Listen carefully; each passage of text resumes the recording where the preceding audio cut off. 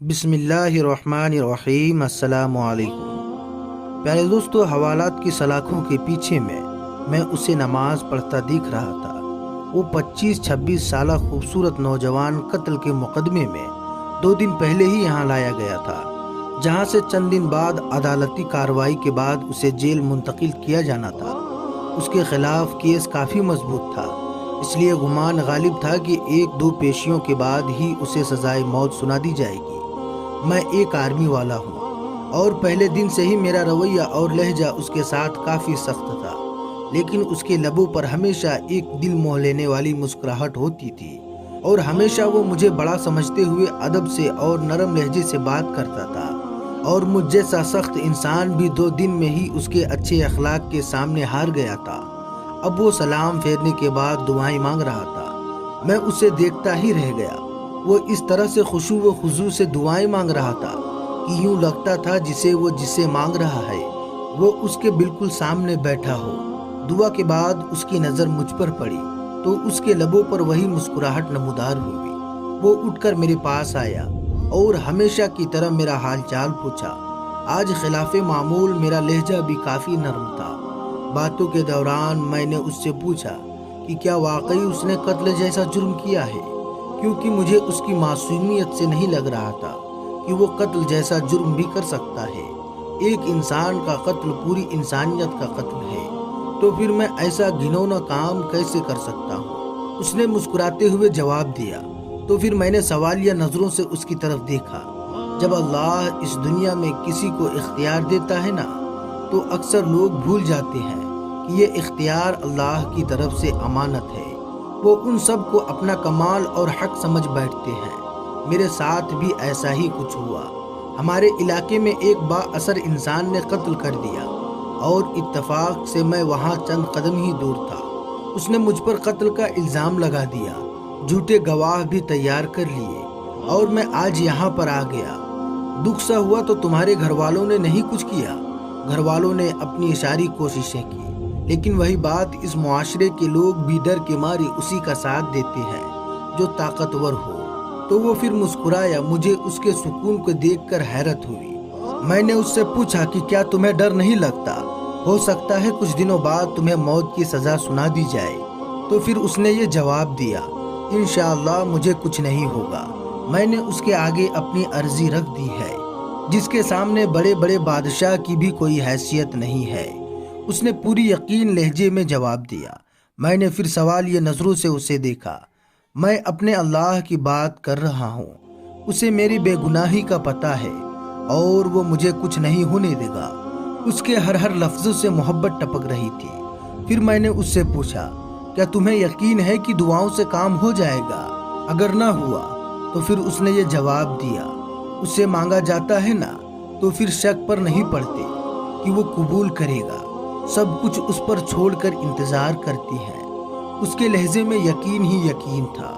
میں بس اس کے چہرے کو تاکتا ہی رہ گیا۔ اس سے پہلے اللہ پر اتنا یقین شاید ہی کسی میں دیکھا ہو۔ 3 دن مزید گزر گئے۔ اسی دوران اس کے گھر والے بھی اس سے ملنے آئے تھے۔ وہ اپنے والدین کا اکلوتا بیٹا تھا۔ ماں کا رو رو کر برا حال تھا، لیکن اس کے سکون میں کوئی کمی نہ آئی۔ وہ مسلمان سمجھتا رہا کہ میں نے اللہ کے سامنے اپنی عرضی رکھ دی ہے۔ اسے پتا ہے میں بے گناہ ہوں۔ دیکھ لیجئے گا، وہ مجھے کچھ نہیں ہونے دے گا۔ میں نے اللہ پر اتنا یقین اس سے پہلے صرف پڑھا ہی تھا، لیکن کبھی نہیں دیکھا تھا۔ میرے دل میں اب اس کے لیے عقیدت کے جذبات پیدا ہونے شروع ہو گئے۔ شاید اللہ کی محبت ہوتی ہی ایسی ہے، جو پتھر دل بھی پگھل جاتا ہے۔ اور جب اسے عدالت میں پیش کیا جانا تھا، اس کے 1 دن پہلے ہی عجیب واقعہ پیش آیا۔ جس شخص نے خود قتل کر کے الزام اس پر لگایا تھا، وہ اپنی بیوی اور اکلوتے بچے کے ساتھ گاڑی پر کہیں جا رہا تھا۔ ان لوگوں کے ساتھ ایک خوفناک حادثہ پیش آیا، جس کے نتیجے میں اس کی بیوی اور بچے کی موقع پر ہی موت ہو گئی، جبکہ اسے شدید زخمی کی حالت میں ہاسپٹل لایا گیا۔ کافی گھنٹے ہوش میں آنے کے بعد اس کی بیوی اور بچے کے مرنے کی خبر ملی تو اس کی حالت اور بگڑ گئی۔ اسے جان کی حالت میں اسے کچھ یاد آیا۔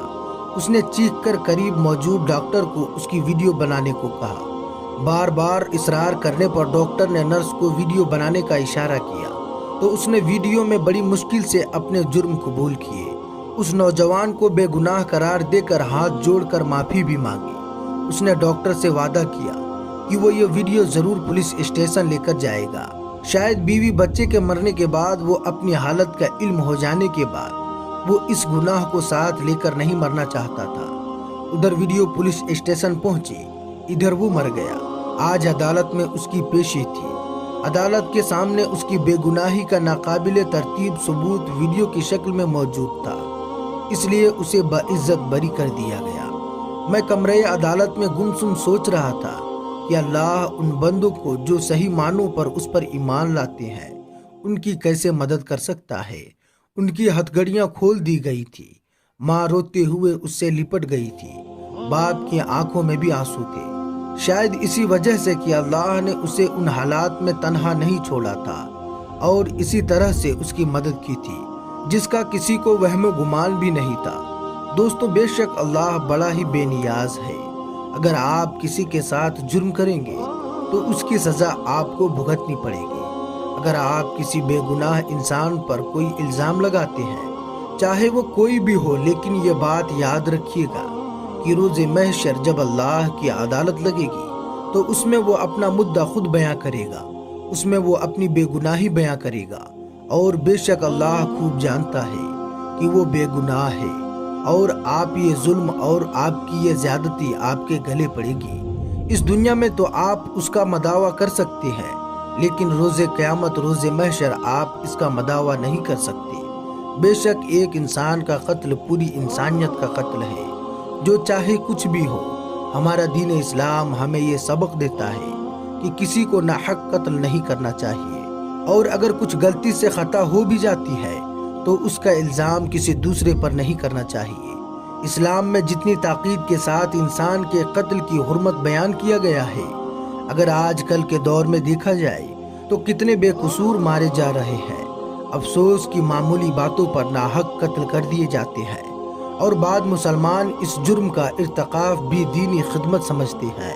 हालांकि कुरान और हदीस में किसी इंसान को नाहक कत्ल करने पर ऐसे सख्त वईद बयान किए गए हैं जो किसी और जुर्म पर बयान नहीं की गई। इस्लामी तालीमात के मुताबिक किसी इंसान को नाहक कत्ल करना शिर्क के बाद सबसे बड़ा गुनाह है।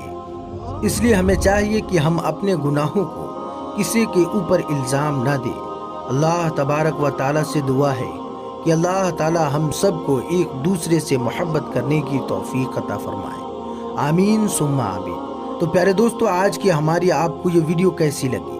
अगर आपको हमारी आज की ये वीडियो पसंद आई हो तो वीडियो को लाइक करें, शेयर करें, और अगर आपने अभी तक हमारे यूट्यूब चैनल को सब्सक्राइब नहीं किया है तो चैनल को सब्सक्राइब करके साथ में लगे बेल आइकन को भी दबाएं ताकि हर नई वीडियोस की नोटिफिकेशन आपको हर वक्त मिलती रहे।